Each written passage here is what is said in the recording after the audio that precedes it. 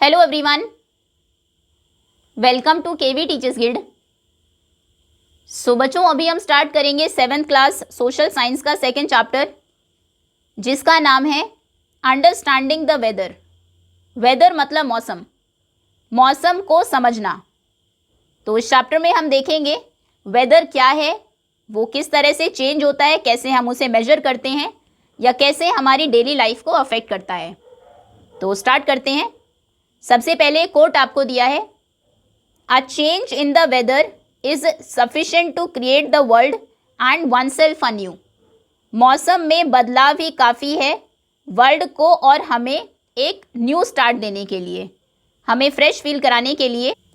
ये जनरली आपने देखा होगा किस तरह से मौसम के बदलने पर हमारे विचार बदलते हैं, मूड चेंज हो जाता है, एक नया पर्सपेक्टिव हमें मिलता है। तो ये कहा है मार्शल प्राउस्ट ने, जो कि एक फ्रेंच नॉवलिस्ट है। अभी आगे चैप्टर में आपको 4 पिक्चर्स गिवन है। फिगर 2.1 ये एक डेजर्ट की पिक्चर है, ये कोई स्नोई प्लेस है, पोलर रीजन होगा। उसके बाद ये ग्रासलैंड है और ये है फ्लावर वैली। अब अगर इन चारों जगहों पर मौसम आप देखें तो बिल्कुल अलग है। डेजर्ट में आप देखेंगे दिन में हॉट वेदर होता है, गर्मी बहुत ज़्यादा होती है। यहाँ पर वेदर होगा कोल्ड, ठंडा मौसम होगा। उसके बाद यहाँ आप देखेंगे आपको क्लाउड्स दिखाई देंगे, तो यहाँ बारिश का होगा मौसम, और यहाँ पर सुहावना मौसम होगा, प्लेजेंट होगा। Next is the big questions. किन क्वेश्चंस को आप आंसर कर पाएंगे इस चैप्टर को पढ़ने के बाद, या किन क्वेश्चंस के आंसर्स हमें मिलेंगे। सबसे पहले है, how can we measure and monitor the weather around us. हमारे आसपास जो मौसम है हम कैसे उसे मेजर कर सकते हैं, कैसे नाप सकते हैं और कैसे मॉनिटर कर सकते हैं, एक ये हम जानेंगे। Then how do weather predictions, मौसम के बारे में जो भविष्यवाणी होती है, आज मौसम कैसा रहेगा, वो कैसे हमें हेल्प करता है, help us prepare for events like heavy rain. अगर प्रिडिक्शन हो कि आज बहुत बारिश होगी तो कैसे आप खुद को प्रिपेयर करेंगे, उसके अकॉर्डिंग वो प्रिडिक्शन कैसे आपकी हेल्प करेगी। भारी बारिश से बचने के लिए देन स्टॉर्म्स, तूफान से बचने के लिए ड्रॉट, सूखे से बचने के लिए, या फिर हीट वेव से। हीट वेव्स मतलब जब धूप बहुत ज़्यादा होती है, गर्मी ज़्यादा होती है। चलिए अब चैप्टर स्टार्ट करते हैं। सबसे पहला टॉपिक है वेदर एंड इट्स एलिमेंट्स। पहले हम पढ़ेंगे मौसम के बारे में और उसके क्या क्या एलिमेंट्स हैं, किन एलिमेंट्स से मिलकर वो बनता है। You wake up one winter morning and shiver.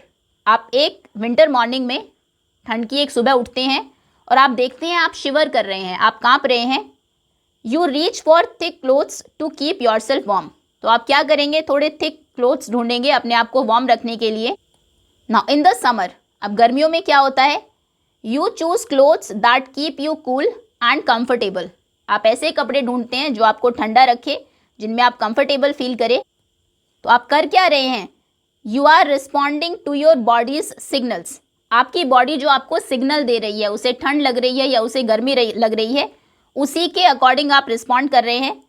Your body is sensing the weather. इसका मतलब ये है आपका जो शरीर है, आपकी बॉडी वेदर को सेंस करती है। जब विंटर होती है तो उसे ठंड लगती है, वो आपको सिग्नल वैसा देगी, आप वार्म क्लोथ्स पहनेंगे, उसी के अकॉर्डिंग रिस्पॉन्ड करेंगे। समर्स में जब गर्मी उसको लगेगी तो स्वेटिंग होगी आपको, देन आप कूल और कंफर्टेबल क्लोथ्स पहनेंगे। अभी आप कहेंगे वेदर है क्या, what is weather. Weather is a state of the earth's atmosphere at a particular time and place. Underline कर लीजिए, किसी एक पर्टिकुलर टाइम पर एक जगह के अर्थ का एटमॉस्फेयर की स्टेट क्या है। अब जहाँ पर आज है, फॉर एग्जाम्पल आप दिल्ली में हैं और डेट है आज फॉर एग्जाम्पल 27 मई, तो 27 मई को इस टाइम पर इस जगह के अर्थ का जो एटमॉस्फेयर है उसकी क्या स्टेट है, उसे हम कहते हैं वहाँ का वेदर। अब आप कहेंगे एटमॉस्फेयर क्या है, but what is an atmosphere. In simple terms, अगर आसान शब्दों में हम कहें, एटमॉस्फेयर है layer of gases that surround some planets. एक प्लैनेट के चारों तरफ जो गैसेस की लेयर है उसे हम उसका एटमॉस्फेयर कहते हैं। In the case of our earth we call these gases air. देखिए ये हमारी अर्थ है और इसके चारों तरफ, बाकी प्लैनेट्स के साथ भी ऐसा ही है, इसके चारों तरफ ये गैसेस की जो एक लेयर है इसे हम एटमॉस्फेयर कहते हैं। और अर्थ के केसेस में इन गैसेस को हम कहते हैं एयर, यानी कि हवा। तो अर्थ के चारों तरफ जो हवा है वही उसका एटमॉस्फेयर है, और वो एटमॉस्फेयर कैसा है, उसकी क्या स्टेट है, वो डिसाइड करता है वहाँ के वेदर को। और समझते हैं, the earth's atmosphere may be compared for a cake with several layers. अभी जैसे केक होता है जिसमें इस तरह से कुछ लेयर्स होती हैं, बिल्कुल उसी तरह से इस केक से ही हम कंपेयर कर सकते हैं अर्थ के एटमॉस्फेयर को, मतलब उसमें भी लेयर्स होती हैं।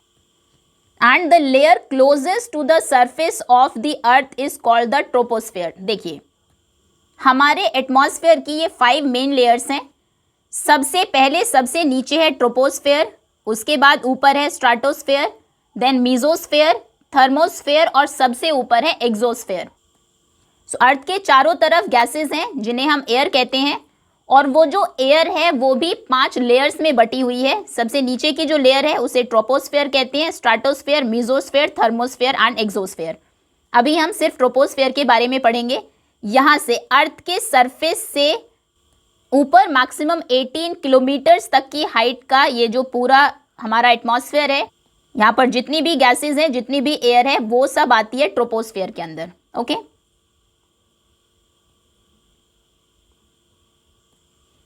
तो अर्थ के सबसे क्लोजेस्ट जो लेयर है उसे कहते हैं ट्रोपोस्फेयर, जैसे ये आपको गिवन है यहाँ पर।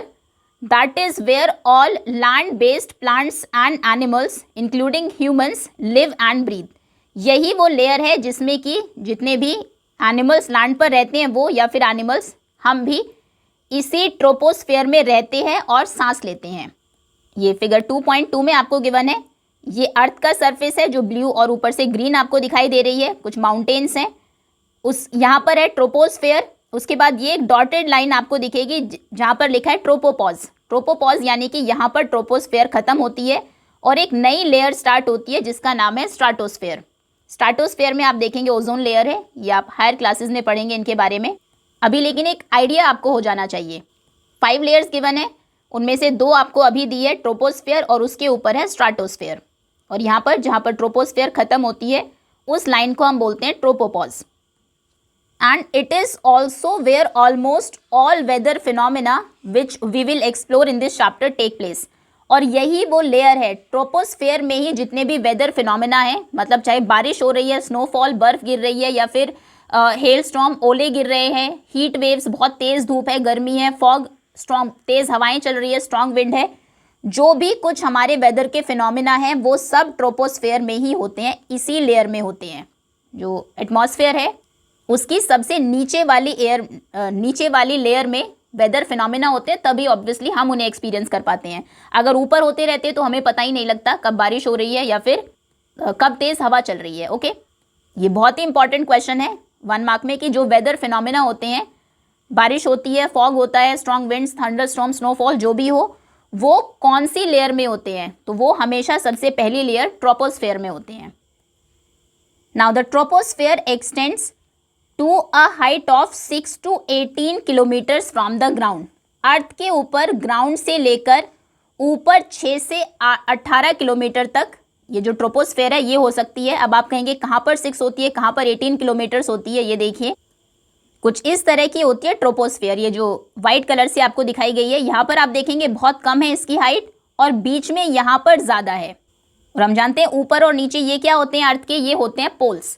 तो पोल्स पर इसकी जो हाइट है वो कम होती है, जबकि यहाँ पर इसे हम ट्रॉपिकल जोन बोलते हैं, यहाँ पर इसकी हाइट ज़्यादा होती है, ज़्यादा हाइट तक ट्रोपोस्फेयर रहती है। नाउ अब इसका रीज़न क्या है? It is less thick at the poles. ये पोल्स के ऊपर कम थिक होती है, थिकनेस इसकी कम है, जैसा पिक्चर में आपको दिखाई दे रहा है। Where the cold air contracts, क्योंकि यहाँ पर हवा रहती है ठंडी, और ठंडी हवा हम जानते हैं सिकुड़ जाती है, तो सिकुड़ जाएगी तो नीचे की तरफ आएगी। इसीलिए जो ट्रोपोस्फेयर है, ट्रोपोस्फेयर बनी किससे है? हवा से ही बनी है ना। हवा अगर सिकुड़ जाएगी नीचे की तरफ आएगी तो ट्रोपोस्फेयर भी नीचे आ जाएगी। और ये ट्रॉपिकल जोन पर थिकर होती है, यहाँ ज़्यादा थिक होती है, ज़्यादा हाइट तक होती है, क्योंकि यहाँ पर एयर वार्मर होती है, हवा गर्म होती है। क्योंकि अर्थ का जो ये वाला रीजन है जिसे ट्रॉपिकल रीजन कहते हैं, यहाँ पर सनरेज बिल्कुल सीधी जाती है और यहाँ पर आप देखेंगे स्लांटिंग तिरछी जाती है, इसलिए यहाँ पर ठंड ज़्यादा रहती है। इस वाले एरिया में गर्मी ज़्यादा होती है, गर्मी ज़्यादा होगी तो हवा गर्म हो जाएगी, गर्म हो जाएगी तो वो क्या होगी, एक्सपैंड होगी, फैलेगी, फैलेगी तो ऊपर की तरफ जाएगी, मतलब ऊपर की हाइट तक जो ट्रोपोस्फेयर है वो पाई जाएगी।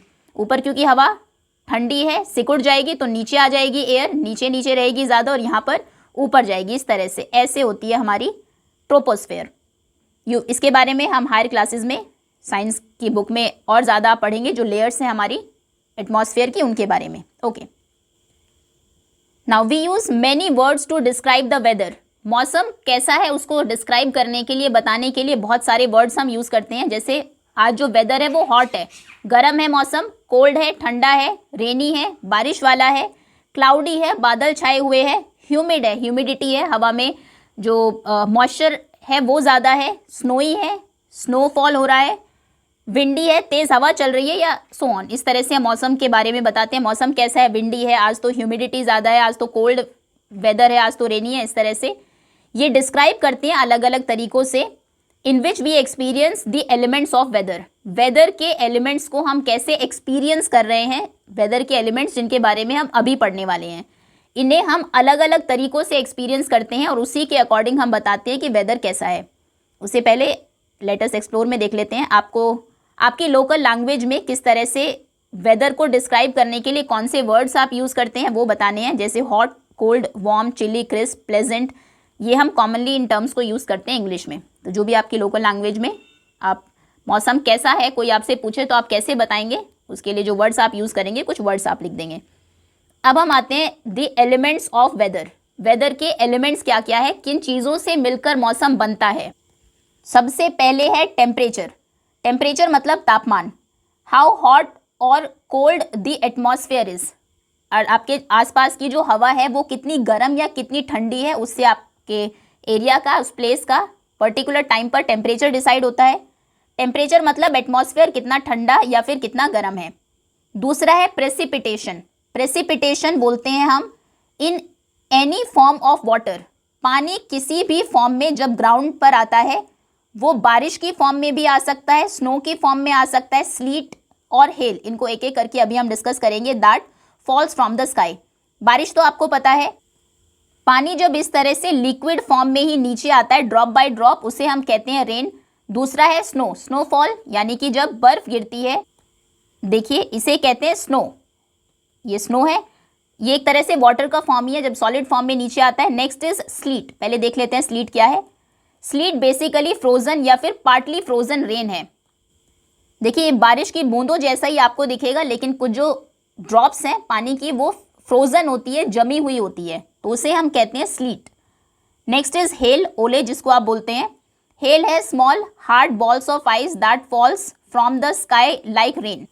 बारिश की तरह ही, लेकिन बारिश की फॉर्म में नहीं, इस तरह से जब कुछ हार्ड और स्मॉल आइस बॉल्स गिरती है स्काई से, ये भी वाटर का ही एक फॉर्म है, इन्हें हम कहते हैं हेल।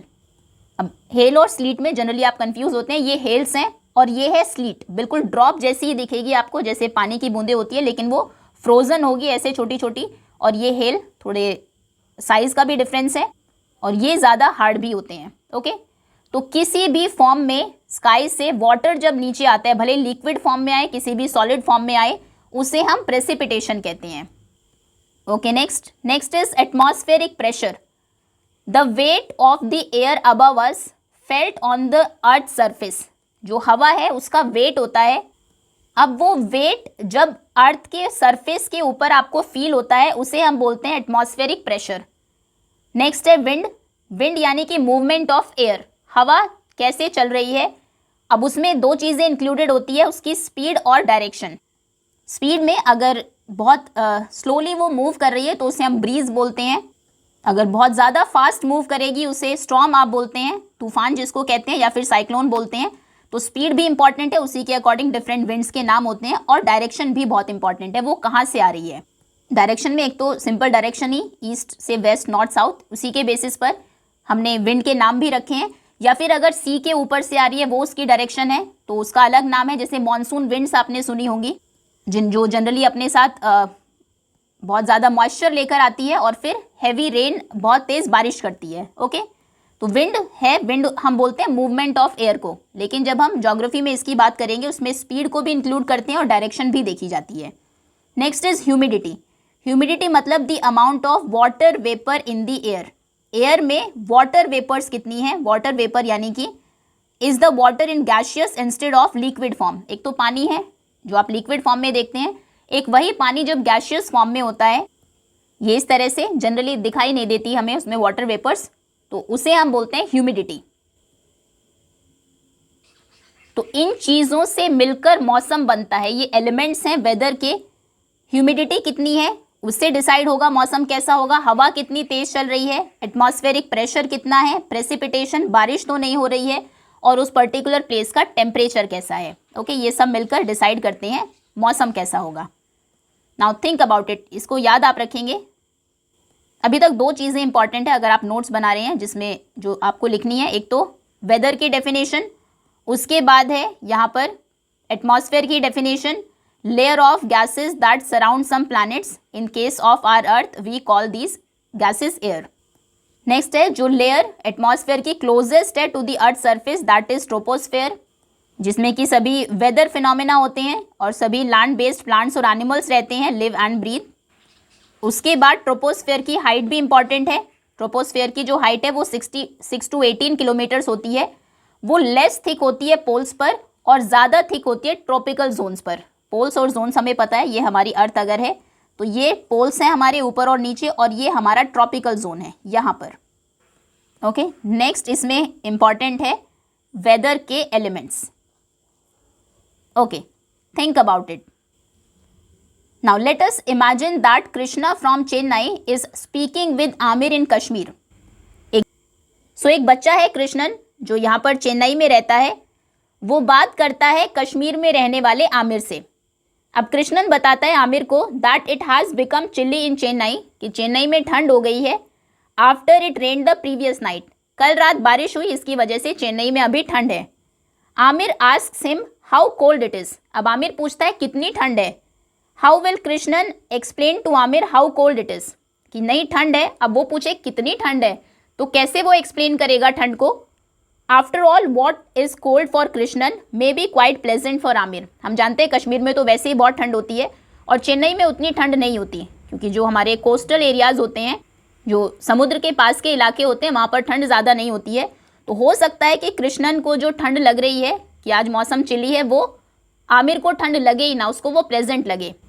अब जो क्वेश्चन उसने पूछा कि ठंड कितनी है, उसे हम मेजर कैसे करेंगे, वो एक तरह से उसको नंबर्स में कैसे बताए। एज यू कैन सी, जैसा आपने देखा, it would be difficult for Krishnan to convey his sense of chilliness to Aamir unless there is a commonly agreed way to measure the temperature. Krishnan के लिए बहुत मुश्किल हो जाएगा कितनी ठंड है एक तरह से यह आमिर को बताना, जब तक कि टेम्परेचर को मेजर करने के लिए हमारे पास कुछ ना हो। It is the same with other elements of the weather. Weather के दूसरे एलिमेंट्स के साथ भी यही है। टेम्परेचर जो तापमान है वो आप किसी को कब बता पाएंगे, जब उसको मेजर करने के लिए कोई साइंटिफिक इंस्ट्रूमेंट आपके पास होगा। बारिश कितनी हुई, हमारे यहाँ बहुत बारिश हुई, अब पूछे कि कोई कितनी बहुत हुई, हो सकता है आपके लिए जो बहुत हो, एक पर्सन जो मिजोरम में रहता है उसको वो बहुत कम लगे। तो फिर बारिश भी मेजर होनी चाहिए। एटमॉस्फेरिक प्रेशर कितना है, हवा कितनी तेज़ है, ह्यूमिडिटी कितनी है, सभी को मेजर करने के लिए इंस्ट्रूमेंट्स हैं। सो अभी इस चैप्टर में we will learn how we measure the weather using common standards. हम देखेंगे हम वेदर को, मौसम को कैसे मेजर करते हैं, अलग अलग कुछ जो कॉमन स्टैंडर्ड्स हैं उनको यूज़ करके। नाउ लेट्स एक्सप्लोर में क्वेश्चन है आपके लिए, what do you think could be some other reasons to measure the weather more precisely. Weather को बिल्कुल प्रिसाइसली हम मेजर कर पाए, ये बाकी किसी और रीज़न से भी ज़रूरी है क्या। सो बिल्कुल, जैसे अगर आपको पता हो पहले से ही कि आज बारिश होने वाली है तो स्कूल में आप अपना अम्ब्रेला लेकर जाएंगे। अगर पहले से ही पता लग जाए ठंड ज़्यादा है तो कपड़े उसी तरह के पहनेंगे। और फिर जो फ्लाइट्स उड़ती हैं उनके लिए ये जानना बहुत ज़रूरी है कि विंड की स्पीड कैसी है, बारिश तो नहीं होगी, स्टॉर्म्स तो नहीं आएंगे। देन फार्मर्स के लिए वेदर की अगर प्रेडिक्शन हो जाए अगले कुछ दिनों तक मौसम कैसा रहेगा, तो उनको बहुत हेल्प हो जाएगी, कैसे उन्हें जो क्रॉप्स हैं, फसल है उनकी वो उगानी है, कब उसको कट करना है। तो मौसम अगर पहले से पता लग जाए ये हमारे लिए बहुत हेल्पफुल रहता है। नाउ फ्रॉम अर्ली टाइम्स, पहले समय से ही humans have closely observe nature and learn to read her signals to forecast the weather. Humans ने क्या किया, नेचर को बहुत क्लोजली ऑब्जर्व किया, नेचर में जो चीज़ें हो रही है उनको ध्यान से देखा और ये सीखा कि किस तरह से नेचर में कुछ ऐसे सिग्नल्स होते हैं जिनको वो रीड कर सकते हैं और वेदर को फोरकास्ट कर सकते हैं, मौसम की भविष्यवाणी कर सकते हैं। कुछ ऐसे जो नेचर में कुछ सिग्नल्स हैं उनको अभी हम देखेंगे भी। ऑब्जर्विंग बर्ड्स फ्लाइंग लो, उन्होंने ऑब्जर्व किया कि जब भी बारिश आने वाली होती है या स्टॉर्म्स, जो तूफान है वो आने वाला होता है, तो जो चिड़िया होती है वो नीचे उड़ने लगती है। एंड्स कैरिंग एग्स, एंड्स को आप देखेंगे वो अपने एग्स को उठाकर किसी सेफ जगह पर ले जाने लगती है। स्क्विरल्स गैदर करने लगती है, इकट्ठी करने लगती है नट्स को। फ्रॉग्स क्रॉक करने लगते हैं बहुत loudly. Even the opening and closing of pine cones, pine cones आपको यहाँ पर दिए हैं। ये जो पाइन कोन्स हैं ये कब ऐसे क्लोज होते हैं, कब ऐसे ओपन होते हैं, इनको भी उन्होंने ध्यान से देखा और इन सभी ने कुछ वैल्यूएबल इंफॉर्मेशन प्रोवाइड कराई ह्यूमन बींग्स को, जिससे कि वो वेदर को फोरकास्ट कर सके। Now this knowledge has been pass down from generation to generation. किसी ने ऑब्जर्व किया, उन्होंने अपने बच्चों को बताया, जनरेशन टू जनरेशन ये जो इन्फॉर्मेशन है ये पास ऑन होती गई। इवन टुडे, आज भी इंडिया के बहुत सारे पार्ट्स में लोग जो ट्रेडिशनल तरीके हैं उन्हें यूज़ करते हैं वेदर को प्रेडिक्ट करने के लिए कि आज चिड़िया नीचे उड़ रही है, शायद बारिश आएगी तेज़, या फिर जो अगर आंट्स उनको दिखती है अपने एग्स लेकर जा रही है तो उन्हें अंदाज़ा हो जाता है अगले 1-2 दिनों में तेज़ बारिश आने वाली है। Specially the arrival of the monsoon, specially monsoon कब आने वाला है, बारिश कब तेज़ आने वाली है, उसके लिए लोग आजकल भी जो ट्रेडिशनल तरीके हैं उनको यूज़ करते हैं। अब कुछ नेचर के जो कुछ क्लूज़ हैं उनको ऑब्जर्व करते हैं। यहाँ पर आपको दिखाया गया है किस तरीके से एंट्स शिफ्ट करती है उनके एग्स को टू हायर ग्राउंड, किसी ऊंची जगह पर। ये एक नेचुरल बिहेवियर है जो इंडिकेट करता है an expected change in the weather, कि मौसम में अब कुछ बदलाव होने वाला है। कुछ जो इंसेक्ट्स हैं, कुछ एनिमल्स हैं, वो पहले से सेंस कर लेते हैं मौसम के बदलाव को, स्पेशली जब बारिश होने वाली होती है तब एंट्स ऐसा करती है।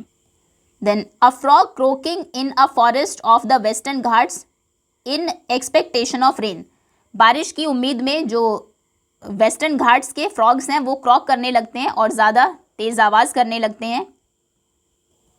Now the opening and closing of pine cones, ये पाइन कोन्स है क्लोज्ड, अभी ये ओपन है। ये एक नेचुरल मैकेनिज्म है driven by environmental humidity, environment में जो ह्यूमिडिटी है जितनी उसी के अकॉर्डिंग इसके जो कोन्स हैं पाइन के वो ओपन या क्लोज रहते हैं।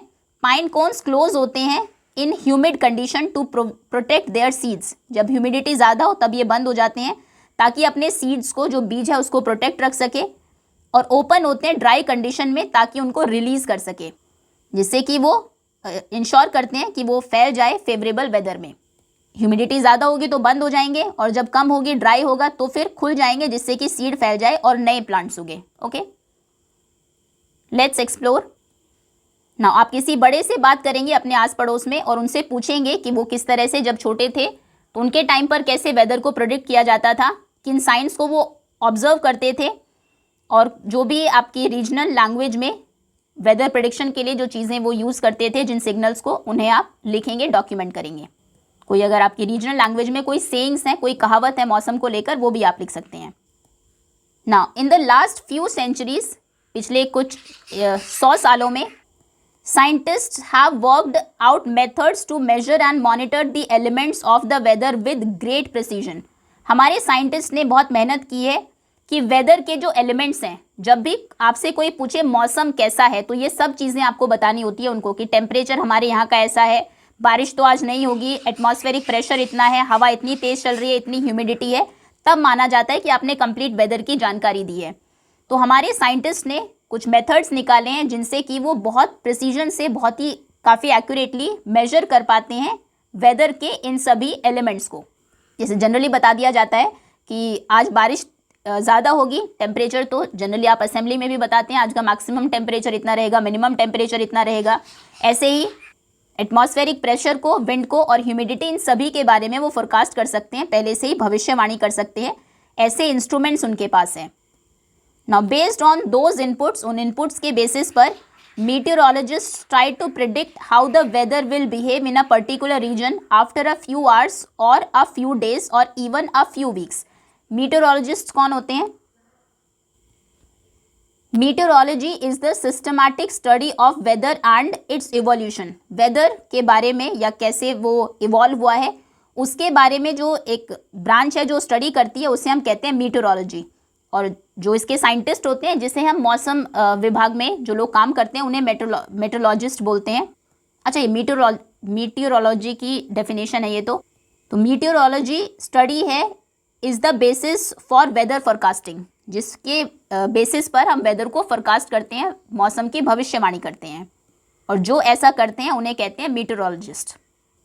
तो जो मीटेरोलॉजिस्ट्स हैं वो पहले से ही भविष्यवाणी कर देते हैं कि किसी एक पर्टिकुलर रीजन का जो मौसम है वो अगले कुछ घंटे कैसा रहेगा, कुछ दिनों, इवन कुछ हफ्ते बाद तक के लिए भी वो प्रिडिक्ट कर देते हैं पहले ही। Now how do they do it? वो कैसे करते हैं? क्या वो सिर्फ स्काई को, आसमान को देखते हैं और गेस करते हैं कि शायद ऐसा होगा? ऐसा नहीं है। उनके पास कुछ बहुत कूल गैजेट्स होते हैं जिनके बारे में हम अभी a few of which we will look at अब जिनके बारे में, जिनमें से कुछ एक गैजेट्स को हम अभी देखेंगे। तो अब हम बात करने वाले हैं वेदर इंस्ट्रूमेंट्स की। और इंस्ट्रूमेंट्स की जब बात करेंगे तो हर एक एलिमेंट को देखेंगे। सबसे पहले देखते हैं टेम्परेचर को। लेट्स रिमेंबर, पहले याद करते हैं 6th क्लास में साइंस की टेक्स्ट बुक क्यूरियोसिटी में हमने पढ़ा था डिफरेंट टाइप्स ऑफ थर्मोमीटर्स के बारे में जिन्हें हम यूज़ करते हैं टेम्परेचर मेजर करने के लिए। उनमें से एक था क्लिनिकल थर्मोमीटर, एक था लैबोरेटरी थर्मोमीटर। देख लेते हैं। देखिए, ये है लैबोरेटरी थर्मोमीटर और ये है clinical thermometer. Clinical thermometer generally जो उसकी रेंज है जहाँ से जहाँ तक वो टेम्परेचर को मेजर कर सकता है वो है 35 डिग्री सेल्सियस से लेकर 42 डिग्री सेल्सियस तक, यानी कि सिर्फ 7 डिग्री सेल्सियस की उसकी रेंज है। जबकि जो लैबोरेटरी थर्मोमीटर होता है वो -10 डिग्री सेल्सियस से लेकर 110 डिग्री सेल्सियस तक के टेम्परेचर को नाप सकता है। 120 डिग्री सेल्सियस उसकी रेंज है। ओके, तो इनके बारे में आपने 6th क्लास में पढ़ा था। And you also learn about temperature scales. Temperature के स्केल्स भी हमने देखे थे, जिनमें सेल्सियस स्केल था, एक फ़ारेनहाइट स्केल था। अगर हम कहते हैं we have a cool temperature of 15 degree Celsius, मतलब अगर आपने 15 डिग्री सेल्सियस नोट किया टेम्परेचर, सो आप उसको फ़ारेनहाइट में कहेंगे 59 degree Fahrenheit. 15 degree Celsius equal होता है 59 डिग्री फ़ारेनहाइट के। ओके, तो यानी कि दो हमने स्केल देखे, फ़ारेनहाइट और डिग्री सेल्सियस। दो तरह के आपने जो थर्मोमीटर्स हैं वो देखे, क्लिनिकल और लैबोरेटरी थर्मोमीटर। अभी ये कुछ पिक्चर्स आपको गिवन है, क्या रिलेशन अभी देख लेंगे, एक बार सिर्फ देख लेते हैं। Snow melts quickly when it's warm. जब गर्मी ज़्यादा होती है तो स्नो जो है वो जल्दी मेल्ट होती है, जल्दी पिघलती है। क्लाउडी वेदर अगर होगा तो मौसम थोड़ा ठंडा होने लगता है। गर्मी के मौसम में अगर आपने देखा बादल आ गए तो ठंड बढ़ जाती है। विंटर में कोकोनट ऑयल आपने देखा होगा वो जम जाता है और कर्ड ज़्यादा टाइम लेती है सेट होने में जब मौसम ठंडा होता है। तो ये बताया गया किस तरह से जो टेम्परेचर है वो हमारी डेली लाइफ की एक्टिविटीज़ को अफेक्ट करता है। Now there are several types of thermometers. अब ये तो हमें पता लग गया, पहले भी पता था कि टेम्परेचर हम मेजर करते हैं थर्मोमीटर से। अब कई तरह के थर्मोमीटर्स हैं। Some simply measure the ambient temperature, कुछ सिर्फ हमारे आसपास का टेम्परेचर मेजर करते हैं। एम्बिएंट मतलब ऑफ द इमीडिएट सराउंडिंग, आपके बिल्कुल आसपास जो चीज़ें हैं। Other record the maximum and minimum temperature during the day, पूरे दिन में हाईएस्ट टेम्परेचर कितना रहा, लोवेस्ट कितना रहा। कुछ ऐसे भी थर्मोमीटर्स हैं जो उसे मेजर करते हैं। Thermometers often use a colour liquid which expands when the temperature rises. Thermometer में जनरली एक कलर्ड लिक्विड यूज होता है और जब टेम्परेचर इंक्रीज होता है तो वो जो लिक्विड है वो एक्सपैंड हो जाता है, फैल जाता है। However more and more digital thermometers को आजकल हम प्रेफर करते हैं क्योंकि वो ज़्यादा प्रिसाइज, ज़्यादा करेक्ट हमें बताते हैं टेम्परेचर को और ज़्यादा डेटा को भी रिकॉर्ड कर सकते हैं। इंडीड, बिल्कुल जो टेम्परेचर रिकॉर्डिंग्स हैं उनको यूज़ किया जा सकता है कुछ यूज़फुल स्टैटिस्टिक्स को कलेक्ट करने में। स्टैटिस्टिक्स मतलब नंबर्स एक तरह से। स्टैटिस्टिक्स एक टेक्निक है जिसमें हम इंफॉर्मेशन या डेटा को गैदर करते हैं, इकट्ठा करते हैं, उसे एनालाइज करते हैं in order to be able to detect pattern, एक पैटर्न को ढूंढने के लिए, understand events to make predictions, या फिर आगे भविष्यवाणी करने के लिए। फॉर एग्जांपल, मैं लास्ट 4 क्लासेस के मैथ्स के अगर आपसे मार्क्स पूछ लूँ कि लास्ट क्लास में आपके 79 मार्क्स थे, 6th में, उससे पहले आपके 54 मार्क्स थे, उससे पहले आपके 49 मार्क्स थे, उसके बाद पहले आपके 30 मार्क्स थे और फर्स्ट क्लास में आपके बहुत ही कम 17 मार्क्स थे। तो ये क्या है, ये एक स्टैटिस्टिक्स ही है, मैंने डेटा इकट्ठा कर लिया। अब मैं इसको एनालाइज करूंगी कि आपकी जो परफॉर्मेंस है वो इम्प्रूव हुई है, और क्या मैं इससे कुछ प्रिडिक्शन कर सकती हूँ कि 7th क्लास में आपके कितने मार्क्स होंगे, क्योंकि हर क्लास में इंप्रूवमेंट हुई है तो आगे भी प्रिडिक्शन हो सकती है कि आपके नेक्स्ट क्लास में शायद 80 to 90 के बीच में मार्क्स आएंगे। ओके, तो ये जो एक ब्रांच है इसे हम बोलते हैं स्टैटिस्टिक्स, जिसमें कोई भी डेटा हो सकता है, उसको इकट्ठा किया जाता है, एनालाइज किया जाता है और उसके बेसिस पर पैटर्न पहचाना जाता है। जैसे मैंने पैटर्न देखा, इंक्रीज हुए हैं मार्क्स, वो एक पैटर्न है और उसके बेसिस पर फिर भविष्यवाणी की जाती है। अब जो टेम्परेचर हम रिकॉर्ड करते हैं उससे क्या चीज़ें पता लगाई जा सकती है, रेंज ऑफ टेम्परेचर, टेम्परेचर की रेंज कितनी है, कहाँ से कहाँ तक वो गया है, या फिर maximum temperature minus minimum temperature during a particular period of time. 24 hours में अगर एक दिन आपसे कहा कि जैसे आप बोलते हैं असेंबली में कि टुडेज मैक्सिमम टेम्परेचर इज, मान लीजिए मैक्सिमम टेम्परेचर है 36 डिग्री सेल्सियस और मिनिमम टेम्परेचर है 22 डिग्री सेल्सियस। अब आपको रेंज फाइंड करनी है। रेंज के लिए आप सिंपल मैक्सिमम से मिनिमम टेम्परेचर को माइनस कर देंगे, 36 माइनस 22, तो रेंज हो जाएगी 6 माइनस 2 4, 3 माइनस 2 1, 14 डिग्री सेल्सियस, यानी कि 14 डिग्री सेल्सियस वैरी करेगा टेम्परेचर, ऊपर नीचे जाएगा। उसके बाद आप फाइंड कर सकते हैं मीन डेली टेम्परेचर, ये निकालने के लिए आ सकता है एग्जाम में। मीन आप कैसे फाइंड करते हैं, मैक्सिमम टेम्परेचर और मिनिमम टेम्परेचर को ऐड करिए और 2 से डिवाइड कर दीजिए, यानी कि 36 प्लस 22 को ऐड करेंगे तो ये हो जाएगा 6 7 8 3 2 5, 58 को 2 से डिवाइड करेंगे, 2 2 जार 4, 1 बचा 18 हो गया, 2 9 जार 18, 29 डिग्री सेल्सियस ये मीन टेम्परेचर है, मतलब बीच का टेम्परेचर एक तरह से। ओके, कोई भी आपको अगर डेटा गिवन हो उसमें रेंज कैसे फाइंड करते हैं, मैक्सिमम से मिनिमम को माइनस करिए। मीन कैसे फाइंड करते हैं, मीन मतलब एवरेज टेम्परेचर कितना है, दोनों को ऐड करके 2 से डिवाइड कर दीजिए। Now don't miss out, the Indian meteorological department was set up in 1875। Indian meteorological department कब सेटअप हुआ था, 1875 में, और उसका मोटो क्या है, आदित्यात जायते वृष्टि। वृष्टि मतलब होता है बारिश, और आदित्य हमने देखा है ये सूरज का एक पर्यायवाची है, तो सूरज से जन्म लेती है बारिश, इसका मतलब है from the sun arises rain, और ये ऑब्वियस भी है, आपने साइंस में भी पढ़ा है, अगर सूरज ना होता तो बारिश भी ना होती। अब आप कहेंगे ऐसा कैसे, आपने जो एक साइकिल पढ़ा था वाटर साइकिल, उसमें प्रेसिपिटेशन एक इंपॉर्टेंट पार्ट था, मतलब किसी भी फॉर्म में पानी का नीचे आना, बारिश की फॉर्म में हो या फिर वो हेल की फॉर्म में हो, ओले की फॉर्म में हो, स्लीट की फॉर्म में हो, और प्रेसिपिटेशन होता है क्लाउड से, और क्लाउड्स कैसे बनते हैं, जब पानी इवापोरेट होता है। इवापोरेशन कैसे होता है, जब सूरज की गर्मी उस पर पड़ती है। ओके, इसलिए कहा गया है कि सन जो है उसी की वजह से बारिश होती है, जो रेन है वो राइज होती है सन से। सूरज होगा, उसकी गर्मी पानी के ऊपर आएगी, पानी इवापोरेट होगा, क्लाउड्स फॉर्म होंगे, वो कंडेंस होंगे, फिर प्रेसिपिटेशन होगी, तभी बारिश होगी। अभी ये जो फ्रेज है ये लिया गया है हमारे एंशियंट टेक्स्ट मनुस्मृति से, और कंप्लीट सेंटेंस क्या है, ये उसका थोड़ा सा पार्ट है। आदित्यात जायते वृष्टि, जो from the sun arises rain, पूरा है कि from the sun arises rain, सूरज से बारिश होती है, from the rain comes food, बारिश से फूड खाना आता है, and from food living beings originate, और फूड से ही लिविंग बींग्स ओरिजिनेट होते हैं। Okay, can you think of a reason why rain arises from the sun, तो ये हमने अभी देखा भी, आंसर आप लिखेंगे बिल्कुल, yes rain happens because of the sun. Okay, और रीजन क्या है, द सन, स्टेप्स में लिख देते हैं, the sun heats up water of river bodies, water of rivers water bodies का जो पानी है उसको वो हीट करता है, रिवर के पानी को, लेक्स के पानी को, सीज के पानी को, ओशियंस के पानी को, एंड ओशियंस। फिर ये जो पानी हीट हुआ है, गर्म हुआ है, इससे वाटर वेपर्स बनती है। सेकेंड आप लिखेंगे the water turns into water vapours, और ऊपर जाता है water vapour and goes up in the air. फिर ये वाटर वेपर्स क्लाउड्स फॉर्म करते हैं, then the vapours form clouds, और फिर यही क्लाउड्स बारिश लेकर आते हैं। व्हेन क्लाउड्स गेट हैवी, जब क्लाउड्स हैवी हो जाते हैं, इट रेन्स, तो बारिश होती है। तो यानी कि बारिश जो है वो कहाँ से शुरू होती है, वो सन से ही ऑरिजिनेट होती है। सन ने हीट किया रिवर, लेक्स और ओशन के पानी को, फिर वो पानी वाटर वेपर में टर्न हुआ, ऊपर एयर में गया, क्लाउड्स बने, क्लाउड्स जब हैवी हुए तो बारिश हुई। Now here is a chart of temperature of a city in Madhya Pradesh. Madhya Pradesh की एक सिटी का मैक्सिमम और मिनिमम टेम्परेचर आपको गिवन है, जो एक वीक में रिकॉर्ड किया है। क्या मैक्सिमम टेम्परेचर है, क्या मिनिमम टेम्परेचर है, वो बताना है और रेंज फाइंड करनी है।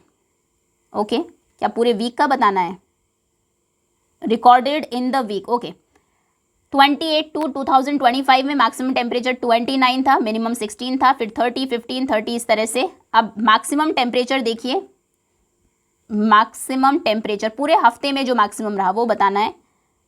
पूरे हफ्ते में मैक्सिमम 32 रहा है, 32 डिग्री सेल्सियस।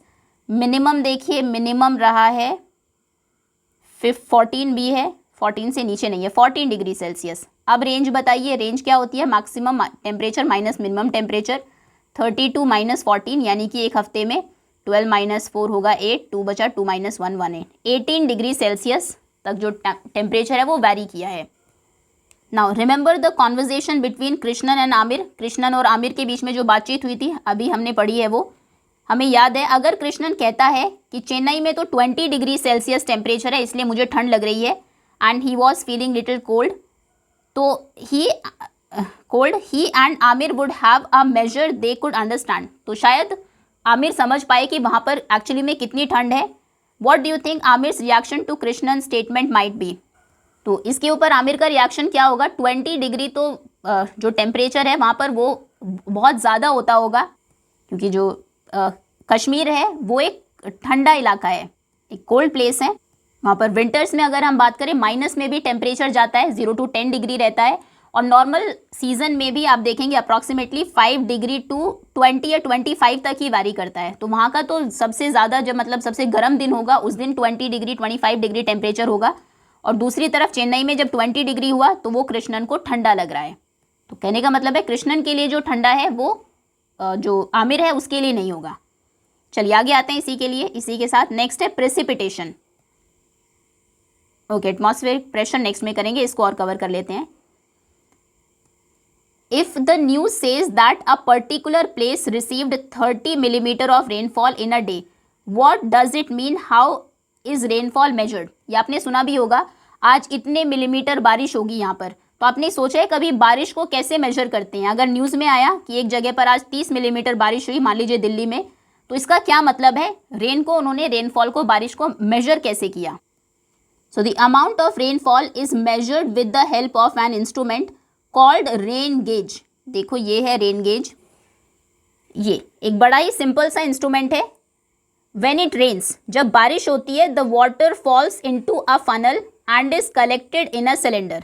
तो यहाँ पर ये जो बाहर का एक जिस वेसल में इसको रखा गया ये उतना इंपॉर्टेंट नहीं है। यहाँ पर सबसे ऊपर एक फनल लगाया जाता है जिससे कि पानी बिल्कुल सीधा इसी में आकर गिरे। फिर ये होता है हमारा मेजरिंग स्केल।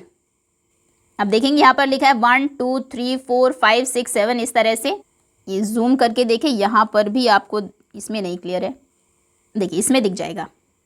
ओके ये नीचे 5 है, फिर यहाँ 10, यहाँ पर 15 है, ये 20, ये 25 है, देन 30 आपको दिख रहा होगा 35।